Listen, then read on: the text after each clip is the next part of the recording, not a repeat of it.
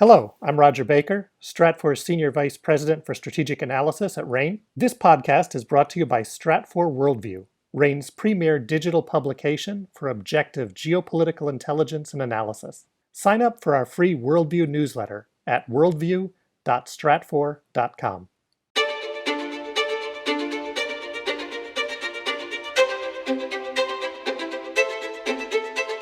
Welcome to RANE's Essential Geopolitics podcast, powered by Stratfor. I'm Emily Donahue.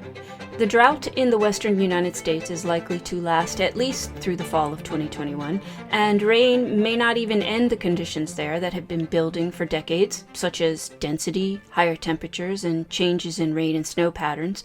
The drought is so extreme that the U.S. Bureau of Reclamation recently declared a water shortage on the Colorado River. Here to discuss the impacts of that decision and why it was made is Rebecca Keller, Stratfor's Director of Analyst Operations at RANE. Hey, Rebecca. Hi, Emily. So let's talk about this decision. It seems to have been heard around the world. Why now, and what does that mean? Right. So it's a very technical reason for why now. When looking at the water budget for 2022, the Bureau of Reclamation saw the levels of Lake Mead and Lake Powell, the two major reservoirs along the Colorado River that serve the southern states in that basin. And those levels were low enough that they triggered the alert for a water shortage. And what that means is that the states and the users of that water with the most junior water rights, i.e. the water rights with the least prioritization, will have to cut back and will not receive the same allocation that they have in previous years. Taking a step back, the Colorado River Basin is 7 states that agree to share the waters of the Colorado River, which is often referred to as the Mississippi of the West. It's a lifeline for those states. And the agriculture and the growing urban areas in that part of the country. But getting states, in fact, getting cities, let alone states, to agree on who gets water that's, coming across state borders is an incredibly difficult negotiation to have. And so the current allotments were actually agreed upon very early in the 20th century and have been modified slightly since, but the majority of the decision making was made in the 1920s. And in the 1920s, it was a very wet decade for the Colorado River Basin. So when those officials were deciding on it, they were using numbers that were frankly way off. So even without the massive pressure of a drought on the Colorado River Basin that we're having right now, that river is over allocated. There's just too much water is promised to too many people for what is sustainably there.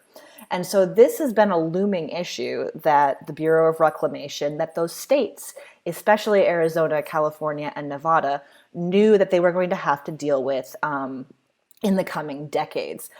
Now, I will say that this shortage declaration did happen much sooner than I think some people expected. Much sooner, a couple years before people expected, and that is due to the climactic factors at play. Rebecca, I remember a drought about 10 years ago in central Texas that was so bad that the river authorities were cutting water to farmers downstream. I assume that must be what's happening now. Who else is hurt by this? Yeah, no, I think the consumption base that will be the most hurt, the ones with the most junior water rights, are agricultural producers in Arizona. So they'll have to adjust their planting and adjust their water sourcing. So the agricultural industry in Arizona, where you see sort of alfalfa and cotton growing, that's where we'll see a lot of the pressure. So can I ask Yeah. why Arizona and not California or other states? Right. So that's where the water rights debate comes in. And so it was, there's a lot of back and forth. I think it's Mark Twain who the quote is typically attributed to. Beers for drinking, waters for fighting over, or something to that effect. I think I butchered it, but that's the effect of the quote, and really that's the Colorado and the history of the Colorado River Basin exemplifies that. Arizona is the junior water partner. They came into the deal later than California. The farmers in Southern California were using the water prior to Arizona. But that actually is a very heated discussion and heated debate between those two states, because California doesn't, most of the consumers of the Colorado River water in California do not technically sit in the water basin. They use canals and artificial means to move the water into the Imperial Valley, which is a massive agricultural center for the United States, and actually the world. That exports a lot of agriculture as well. So it's basically who got the water first, and that's sort of the ranking of the rights. So Arizona sort of comes in last in that way. And then the Arizona farmers. Now, Arizona does have some groundwater that in the short term they can, the farmers there can use to replace the water that they're going to be missing from the Colorado River Basin in 2022. But that's not a long-term solution. Those reserves are also depleting. So it's really comes down to looking at how they consume water, what's being grown there, and in the coming decades, looking at behavioral changes for the consumption of water in the Colorado River Valley. So, yeah, I mean, in Texas when this happened, it was rice farmers that is a water-intensive crop, as are cotton, alfalfa, and if I'm not mistaken, the almond groves in California. So, I mean, we're looking at probably changing what is grown. Is that right? That's one possible solution. There is also the possibility, and we have seen this especially in those quickly growing urban areas, of changing how water is priced. With other commodities, we see price factors and price pressures really deciding on how consumption works. Looking at the demand for oil and gas, for instance, you do see some fluctuation on that depending on the price. Now, with water, it's often considered a right, and in some ways it's a necessity for human life, and there is that aspect of it. But when it's being used as an input for agriculture, when it's being used as an input for industry, if we're looking at the costs, those are not set to the levels that would drive demand decisions.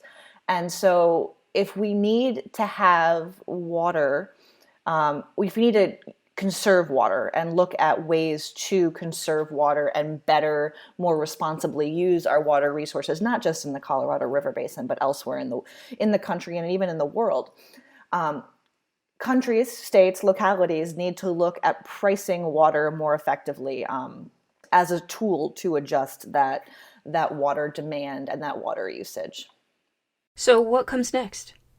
Well, I think it's that pricing. I think it's that pricing debate. I think we're going to see a lot more of that. I also think we're going to see technological solutions. I don't think that agriculture in these areas is going to flat out stop. We might see alterations of what crops are grown, but I also think we're going to see a surge in, water recycling. I think on the coast, as desalination technologies improve for human consumption, desalination is going to become a greater input. So I think it's adaptation, and then yes, these creative policy and regulatory tools that help make more responsible water conservations, because it's not an unlimited resource. It is a finite, limited resource, and it hasn't been treated as such for much of human history. And doing that now is, I think, the shift and the public shift that needs to come next, much like the shift we're seeing in public acceptance and business pressure to adapt climate change behavior and add climate risk into business making decisions.